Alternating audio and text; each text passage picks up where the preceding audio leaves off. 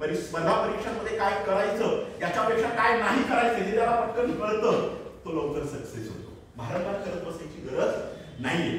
मोजकं म्हणजे गरजेचं आहे त्या गोष्टीवर फोकस करा. मित्रांनो 100% तुम्ही परीक्षेच्या जवळ पोहोचल्याशिवाय राहणार नाही. स्पर्धा भयानक आहे.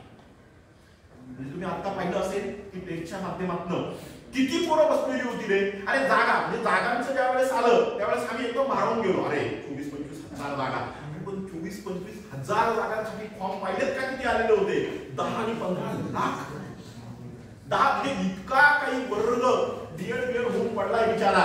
कित्येक वर्षापासून वाट बघतोय की आज ना उद्या आपल्या वाटेला येईल. आणि काही लोक बिचारे अन्य होईल का? आता तुम्ही घरी क्लास घ्या, त्या रिझनिंगचा फायदा तुम्हाला इतर पोरांना देता येईल, तुमच्या लेकरांना देता येईल. जर समजा तुम्ही केलेल्या रिझनिंगच्या माध्यमातून चांगलं करून घेतलं तरी तुमचा पोरगा नवं का नाही करत? अरे काय करता तुमच्या नोकरीला? पोराचं भविष्य सुरू.